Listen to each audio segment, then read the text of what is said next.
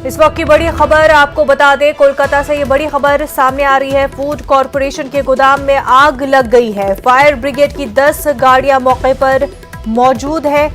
गोदाम में आतिशगीर मादा रखा हुआ था, जिस वजह से आग लगी है। फायर ब्रिगेड की 10 गाड़ियां मौके पर मौजूद है। आग बुझाने की कोशिश लगातार जारी है। फायर फाइटर्स आग बुझाने में मसरूफ है। आपको बता दें, फूड कॉरपोरेशन के गोदाम में आग लगी है। तो यह अहम खबर आपको कोलकाता से बता रहे हैं। फूड कॉरपोरेशन की तस्वीरें भी आप टीवी स्क्रीन पर देख सकते हैं। फूड कॉरपोरेशन के गोदाम में यह आग लगी है, जहां पर फायर ब्रिगेड की 10 गाड़ियां मौके पर मौजूद है। गोदाम में आतिशगीर मादा रखा हुआ था, जिस वजह से आग लगी है। हालांकि आग बुझाने में फायर ब्रिगेड अमला लगातार जुटा हुआ है। 10 गाड़ियां मौके पर मौजूद है, पर आग काफी भयानक लगी हुई है। जिस तरह की तस्वीरें आप अपने टीवी स्क्रीन पर भी देख सकते हैं।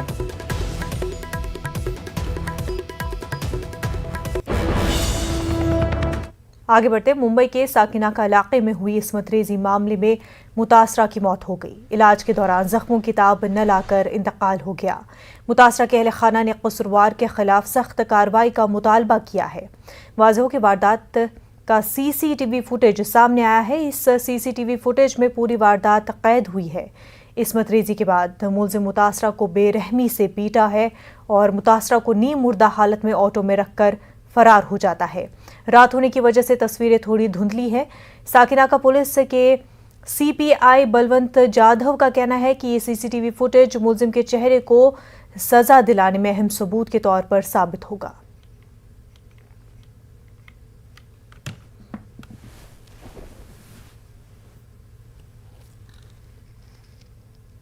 मुगलई विकास आघाड़ी सरकार के कार्यकाल में महाराष्ट्र महिलाओं पे अत्याचार में नंबर 1 हो चुका है।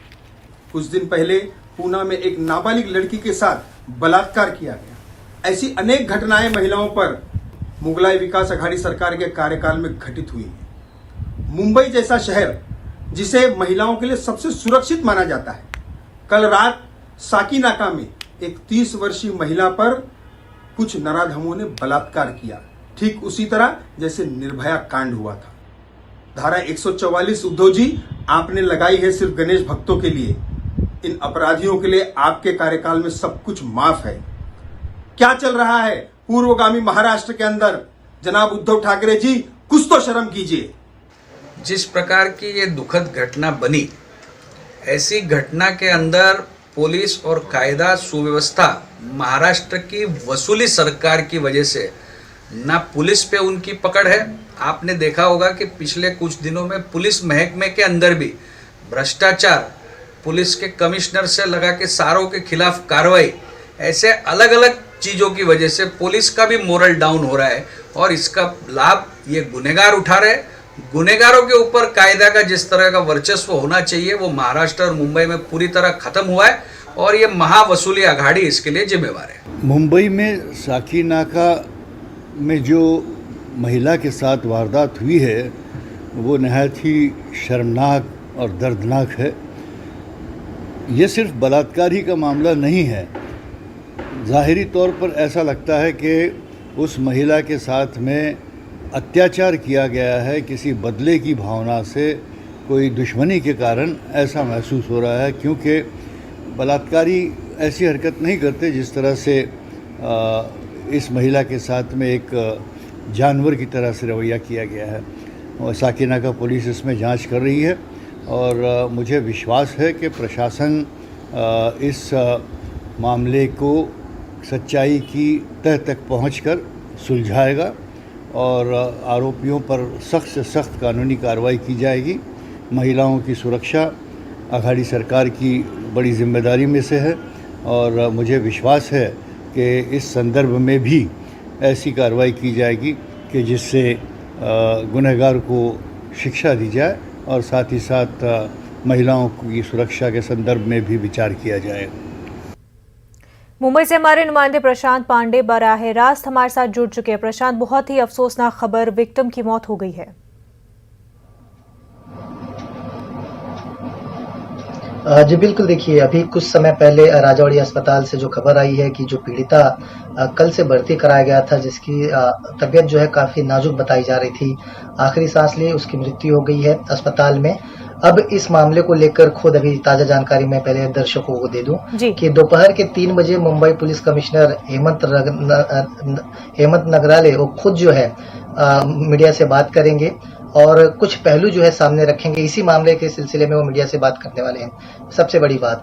दूसरी बात, हमने देखा है कि इस मामले में एक आरोपी को गिरफ्तार किया गया है, लेकिन हमने देखा है कि मुंबई पुलिस की जो जांच है वो काफ़ी तेजी उसमें देखने को मिली। जब ये वाकया सामने आया रात के 3 बजे, जब इस तरह की घटना घटी और उसके बाद जब आगे की जांच शुरू की गई तो सीसीटीवी फुटेज सारे खंगाले गए, क्योंकि देखिए शाकी नाका ऐसा एक इलाका है जो अंधेरी इलाके में आता है और पॉश इलाका भी माना जाता है, काफ़ी लॉ एंड ऑर्डर वहाँ पर स्ट्रांग होते हैं। लेकिन ये हादसा जिस तरह से प्लान किया गया था या कैसा था, ये सारी चीज़ें जो है आज खुद कमिश्नर जो है मीडिया से मुखातिब होंगे तो बताएंगे कि इसके पीछे क्या वजह रही है, क्योंकि अभी तक कारण स्पष्ट नहीं कर पाई है मुंबई पुलिस की तरफ से। कोई बयान अभी तक ऑफिशियली जारी नहीं किया गया है।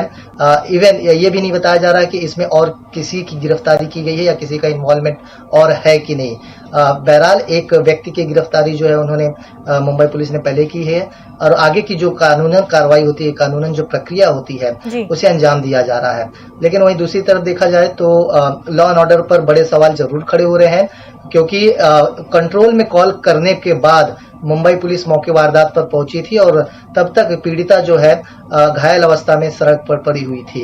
वो टेम्पो किसका था, टेम्पो में जिस तरह से उसे सीसीटीवी में जो दिख रहे हैं तस्वीरें कि जिस तरह से पीड़िता को पीट रहा है, जिस तरह से अत्याचार कर रहा है, उसके बाद टेम्पो में पीड़िता को छोड़कर वहां से चले जाता है आराम से। जी बिल्कुल, सीसीटीवी फुटेज में तस्वीरें साफ हो रही है और देखा जा सकता है कि किस तरह से दरिंदा सिफत इंसान ये वारदात अंजाम दे रहा है। प्रशांत, बेहद शुक्रिया आपका। आपको बता दें कि इस वक्त वज़ीर-ए-आला योगी आदित्यनाथ खिताब कर रहे हैं, सीधा रुख करते हैं। और मुझे बताते हुए प्रसन्नता है कि आदरणीय प्रधानमंत्री जी की प्रेरणा से, उनके मार्गदर्शन में उत्तर प्रदेश सरकार प्रत्येक नागरिक के जीवन में खुशहाली लाने के लिए जिस प्रतिबद्धता के साथ कार्य कर रही है, उसमें न्यायिक क्षेत्र में भी प्रत्येक जन की, आम जन की आकांक्षाओं की पूर्ति करने और उसे समय पर सहजतापूर्ण न्याय उपलब्ध हो सके, इस दृष्टि से चाहे वह प्रदेश के अंदर न्यायिक क्षेत्र में इंफ्रास्ट्रक्चर डेवलपमेंट के लिए किए जाने वाले कार्य हों, मुझे बताते हुए प्रसन्नता है कि प्रदेश में न्यायालय कक्ष 599 न्यायिक कक्ष वर्तमान में, जिनमें से 311 पूरी तरह तैयार हो चुके हैं, 288 निर्माणाधीन हैं। माननीय न्यायमूर्तियों के आवासीय व्यवस्था के लिए भी प्रदेश सरकार की ओर से 611 ऐसे आवास स्वीकृत किए गए थे, जिनमें 247 बनकर के तैयार हैं और 364 वर्तमान में निर्माणाधीन है। आज का युग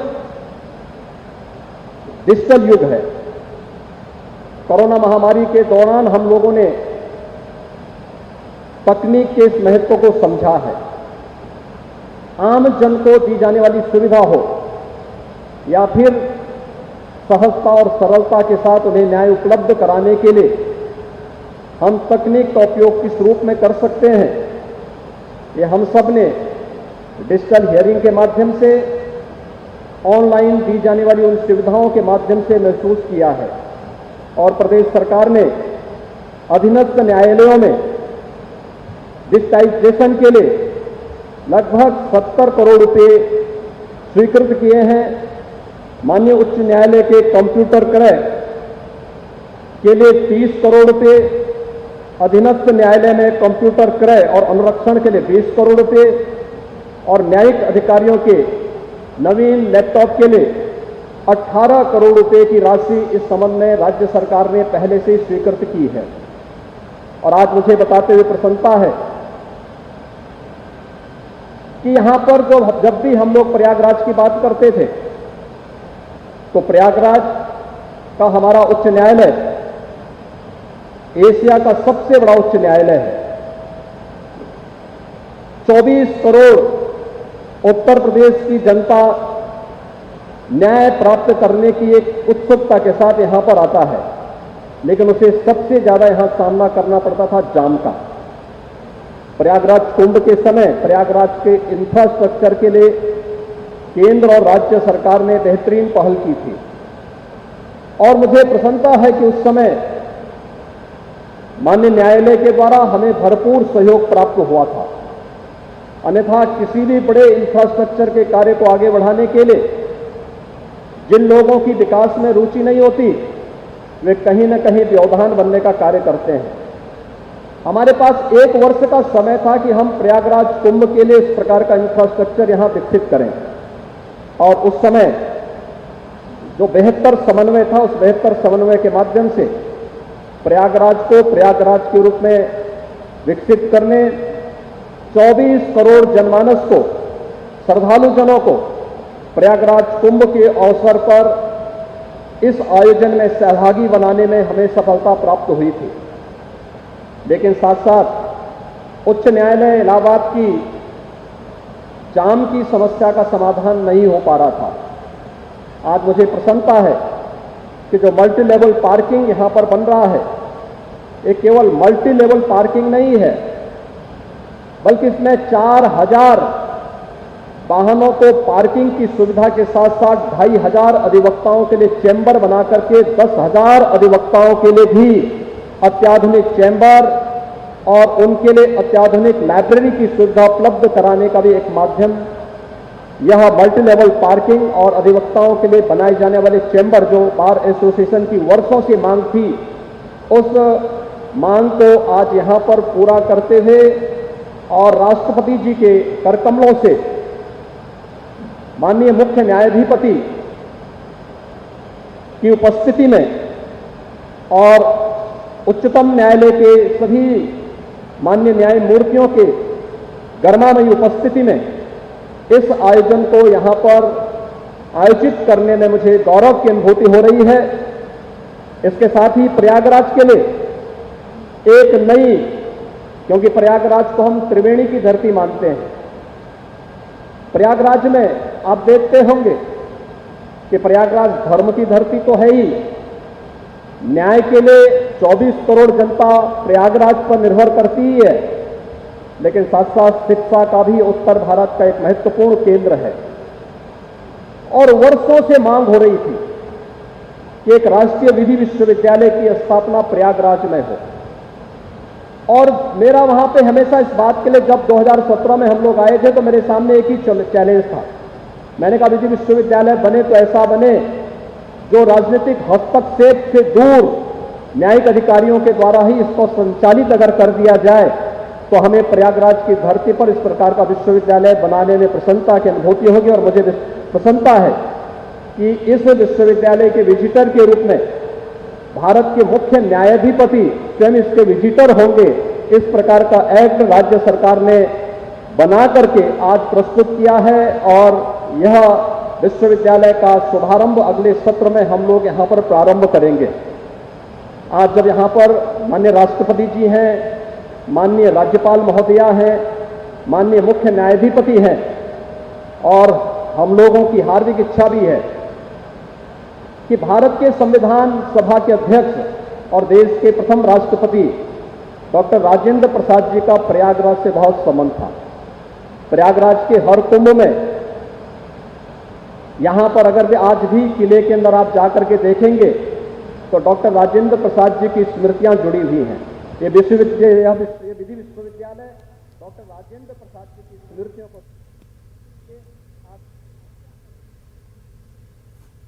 उत्तर प्रदेश शासन की ओर से इस बात के लिए आश्वासन देता हूं कि न्यायिक क्षेत्र में सदर जमहूरिया रामनाथ कोविंद इलाहाबाद दौरे पर हैं, जहां वो हाई कोर्ट में हो रहे प्रोग्राम में शरीक है। सदर जमहूरिया रामनाथ कोविंद मुजाविजा नेशनल लॉ यूनिवर्सिटी का संग बुनियाद रखेंगे। वो एक कसीर मंजिला इमारत का संग बुनियाद भी रखेंगे।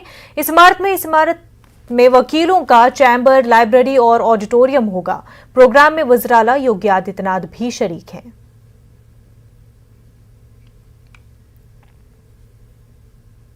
ब्रेक के बाद आपका खैर मकदम है। मध्य प्रदेश में कोरोना की वबाई बीमारी से यतीम हुए बच्चों की सरपरस्ती और किफालत के लिए भले ही हुकूमत की जानिब से बड़े बड़े वादे किए जा रहे हों, मगर ज़मीनी हकीकत बिल्कुल मुख्तलिफ है। कोरोना में यतीम हुए बच्चों को सरकार की पूरी तरह से सरपरस्ती तो नहीं मिली, अलबत्ता उनकी इमलाक पर लोगों ने कब्जा करना शुरू कर दिया है। कांग्रेस ने हुकूमत को तनकीद का निशाना बनाते हुए कोरोना में यतीम हुए बच्चों की सरपरस्ती करने और उनकी इमलाक के तहफ़्फ़ुज़ बनाने का मुतालबा किया है। वहीं हुकूमत ने कांग्रेस के इल्जाम पर जवाबी हमला करते हुए मीडिया से उनके ट्वीट और बयान पर तवज्जो न देने की बात कही है। देश में अभी तक सरकार यह भी सुनिश्चित नहीं कर पाई है कि कितने बच्चे अनाथ हुए हैं, कितने बच्चों के सर पर से कोरोना की महामारी में माता पिता का साया उठ गया है और किस तरह की सुरक्षा उन्हें दी जानी चाहिए, उनकी संपत्ति क्या है। जो काम पहले करना चाहिए था वो आज तक नहीं हुआ और केवल जो है घोषणाएं और घोषणाएं पूरी तरह से एक चौपट राज मध्य प्रदेश में काम कर रहा है। कि कांग्रेस के ट्वीट पर और कांग्रेस की सोशल मीडिया पर बातचीत करना बेमानी इसलिए है कि वो उनका डर्टी ट्रिक्स डिपार्टमेंट है। उन्हें तो केवल और केवल पीसीसी में बैठकर और समाज में बेमनस्य फैलाना है। पर मैं ये कहूँगा कि कोई भी व्यक्ति ने यदि कुछ गलत काम किया है तो वो बख्शा नहीं जाएगा। मध्य प्रदेश में कानून का राज है। भोपाल से हमारे नुमाइंदे मेहताब आलम बराह रास्त हमारे साथ जुड़ चुके हैं। मेहताब, इस हवाले से कई दौर की मीटिंगें हुई थी, खुद शिवराज सिंह ने ही उन मीटिंगों में सदारत की थी और ये ऐलान भी हुआ था कि माली मदद होगी। तो माली मदद का ऐलान करने के बाद और उनको हर तरह की मदद करने के बाद क्या सरकार भूल ही गई उन बच्चों को? मुनज़्ज़ा, मैं बता दें कि जब ये कोरोना कहर शुरू हुआ तो शिवराज सरकार ने मार्च में एक बड़ा फैसला किया था और इस फैसले में पहले ये किया था कि मार्च 2021 से पहले जिन बच्चों के वालिदैन का इंतकाल हुआ है उनको 2000 रुपये और मार्च 2021 के बाद जिनका इंतकाल हुआ है उनको 5000 रुपये जो है पेंशन दी जाएगी। न्यूज़ 18 की खबर के बाद हुकूमत ने यह किया कि दोनों, चाहे मार्च से पहले इंतकाल हुआ या मार्च से बाद, सभी बच्चों को 5000 रुपये जो है पेंशन देने के साथ साथ उनकी तालीम, उनकी रिहाइश का इंतजाम किया जाएगा। लेकिन अब बुनियादी सवाल इस वक्त है कि वो बच्चे जिनके वालिदैन का इंतकाल हो गया, जिनकी सरपरस्ती जब कोई नहीं है, उन बच्चों की इमलाक पर लोग कब्जा करना शुरू कर दिए। राजधानी भोपाल में भी इस तरह का मामला आया, दूसरे शहरों में भी इस तरह का मामला आया और उसमें कुछ जगह पर ऐसे भी मामले आए जिस पर कांग्रेस का कहना है कि इसमें भारतीय जनता पार्टी के वर्कर शामिल है। यही वजह कि कांग्रेस ने इस मामले को उठाया और कांग्रेस का कहना है कि जो है उन बच्चों को जो है सरपरस्ती करने की बजाय हुकूमत जो है उन लोगों पर भी कार्रवाई नहीं कर रही है जो उन यतीम बच्चों की जमीन पर जो है कब्जा कर रहे हैं। वहीं पर भारतीय जनता पार्टी का कहना, मध्य प्रदेश के वजीर बराए मेडिकल एजुकेशन विश्वास सारंग का कहना है कि मीडिया को उनके ट्वीट पर और उनके बयान पर ये तवज्जो नहीं देनी चाहिए, लेकिन अगर यहाँ पर किसी तरह के कहीं किसी ने गलत किया है तो उनके खिलाफ कार्रवाई की जाएगी। हुकूमत कार्रवाई करने की बात कर रही है, जराइम पेशा अनासिर के खिलाफ गुंडा एक्ट लाने की बात कर रही है, लेकिन हम मध्य प्रदेश में चाहे यतीम बच्चों की बात करें या फिर मध्य प्रदेश में हुजूमी तशद्दुद के मामले की बात करें, कहीं ना कहीं हम देख रहे हैं वो लोग जो है जो शरपसंद अनासिर है वो बेलगाम होते जा रहे हैं। वही मेहताब, ये बात भी सामने आ रही है कि कोरोना के दौर में कितने बच्चे जो है यतीम हो गए हैं, सरपरस्ती से महरूम हो गए हैं, उसका डेटा भी अभी सरकार के पास नहीं है। हालांकि अब तक जो है एक जो है फिगर सामने होनी चाहिए थी और जब वो डेटा ही तैयार नहीं है तो किस तरह से सरकार जो है मदद का दावा कर रही है? मुनज़्ज़ा, जो आपने सवाल उठाया यही सवाल जो है कांग्रेस का भी है। सवाल ये कह रही है कि वो कांग्रेस का मुतालबा है कि हुकूमत ये वाजे करे कि जो है वो बार बार ये कह रही है कि यतीम बच्चों की जो है किफ़ालत, उनकी सरपरस्ती की जा रही है, तो वो बताए कि किस ज़िले में कितने बच्चे हैं और रियासत की सतह पर कितने बच्चों को हुकूमत ने गोद में लिया है। अगर हुकूमत के पास कोई डाटा है तो हुकूमत का कहना है कि ये ग्राउंड लेवल पर इसकी स्क्रूटनी की जा रही है, ज़मीनी सतह पर काम किया जा रहा है, जो भी चीज़ें वो फिगर जल्द से जल्द जो है आउट कर दिया जाएगा। लेकिन बुनियादी सवाल वही है कि अब तक जैसा आपने सवाल किया कि हुकूमत अब तक ये नहीं बताने में नाकाम रही है कि पूरे मध्य प्रदेश में ऐसे कितने बच्चे हैं जिनके वालिदैन का इंतकाल हुआ और ऐसे कितने वालिदैन हैं जिनके बच्चों को इंतकाल हुआ, क्योंकि हुकूमत ने जो फैसला किया था उसमें दोनों बातें शामिल की गई थी कि ऐसे बूढ़े माँ बाप जिनके बच्चों जो है कमा रहे थे और उनका इंतकाल हो गया, बूढ़े बच्चों माँ बाप की जो है अगर किफ़ालत करनी है तो उनकी भी सरपरस्ती की हुकूमत के जरिए की जाएगी और वो बच्चे जिनके सर से माँ बाप का साया उठ गया है उनकी भी सरपरस्ती की जाएगी। तो दोनों तरह के इदाद शुमार अभी हुकूमत के पास नहीं है। यही वजह है कि हुकूमत कहीं ना कहीं बैकफुट पर नजर आ रही है। बिल्कुल मेहताब आलम, बेहद शुक्रिया आपका। कोरोना वबा के दौरान बाहमी इमदाद और इन्हिसार का जज्बा मुस्तहकम हुआ है। मुल्क इस वबा से मुतहिद होकर मुकाबला कर रहा है। टीकाकारी के ऐलान के बाद हम बेहतर ताउन करें जिससे हम कोरोना को मात देने की जानिब कदम बढ़ा सके। नेटवर्क 18 इस मुहिम में हर कदम पर आपके साथ रहेगा। जब तक सभी महफूज नहीं होते तब तक कोई भी महफूज नहीं होगा। इसी सोच की बुनियाद पर हमारी मुहिम संजीवनी का मकसद ये यकीनी बनाना है कि वैक्सीन पाना सभी हिंदुस्तानियों का हक है।